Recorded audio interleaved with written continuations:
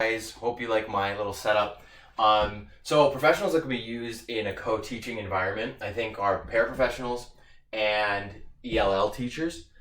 And a couple of the barriers quickly that are related to these, I think, is complacency and problem with collaboration.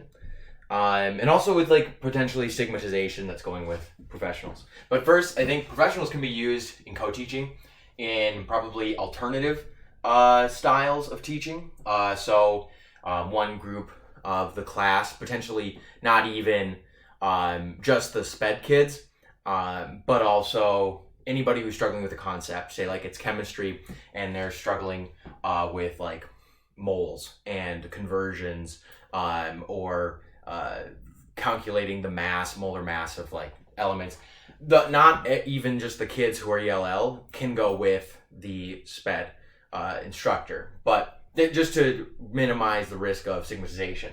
But it also can be used in observing and assisting, where the paraprofessional is observing the SPED students and consistently kind of communicating with the teacher, or assisting and then going around and prepping materials or handing out instructions or kind of having a stronger presence in the classroom. And then that teacher also lifting up that paraprofessional and letting students know that they're a regular, respected member of the classroom on the same level as the teacher. The paraprofessionals also just provide a second set of eyes that goes with that observing, and they need to have a good relationship and rapport, or like a respectable working relationship with the teacher. I think that goes against to fight complacency, which I think as a paraprofessional I've kind of encountered. I was kind of thrust into the role, didn't have too much training, and didn't really have great expectations for what was expected of me, and so I don't feel like I had my lifted up my full potential as a paraprofessional, and was also called to sub, and so I wasn't in the classroom all the time. So the chemistry students suffered.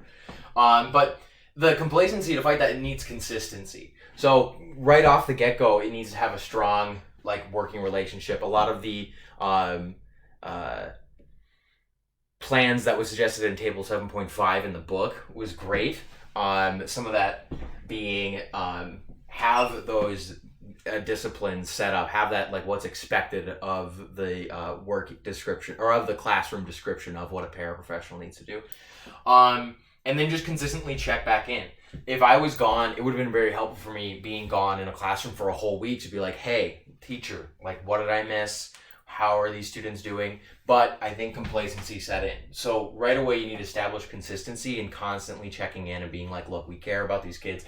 We need to make sure that this student, even though he doesn't like to work with a paraprofessional, we need to make sure that like I'm at least getting him the material or know what's happening with him in the classroom. I know what his grades are doing.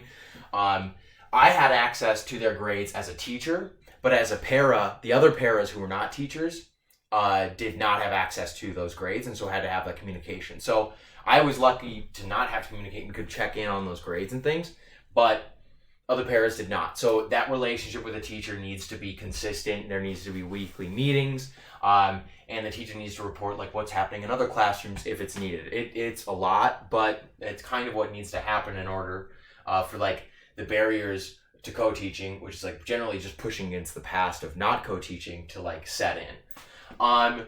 For ELL teachers then, same thing can apply with complacency, but ELL teachers can also just be, they're either assisting, the one teaching, one assisting, being outside the classroom, prepping materials, looking over like curriculum or lesson plans, just checking in.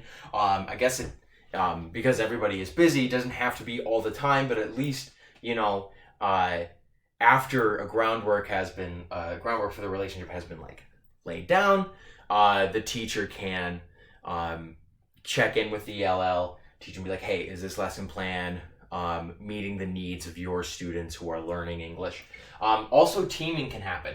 If there's ever an opportunity for an English language learner to come in, or English language learner teacher to come in and explain certain language acquisition, or talk through, or just generally let the students know that they are working with the teacher and teach a lesson in whatever subject. I don't know how that would look. It would require work to and collaboration to get there and understand what that lesson would look like. But it's all incorporating language learning.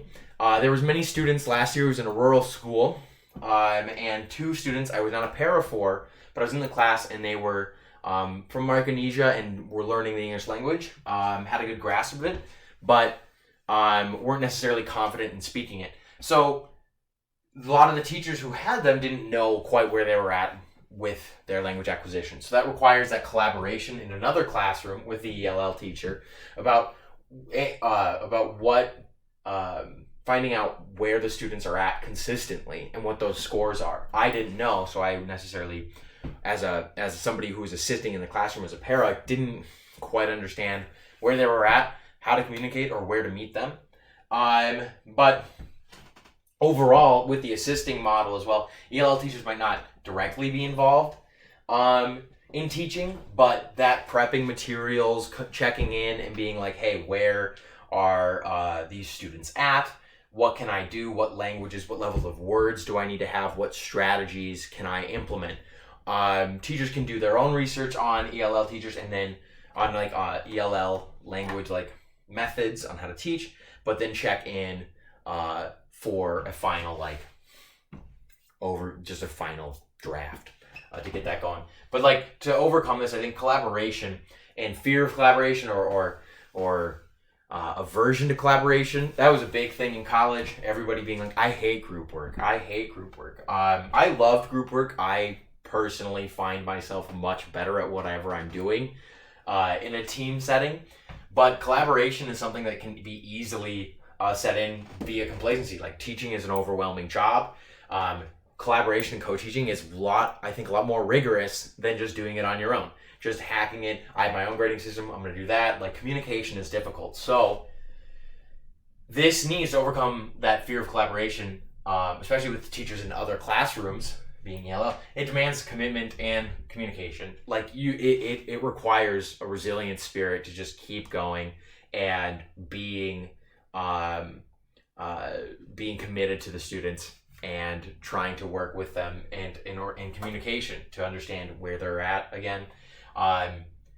It's collaboration is rigorous, it's hard, but with consistency and checking in, weekly meetings, having formal relationships of formal expectations, understanding that all just like even in a shared Google Docs of like procedures with a co-teacher of just like, this is what we're going to do. Just like 1-page bullet points of like, this is what we're doing. It can just be a quick draft, but even that just set in the first beginning weeks before the school starts can just lay the groundwork for like years of co-teaching. So I think that's what, that's my post. Sorry for the long video. If you made it this far, thanks.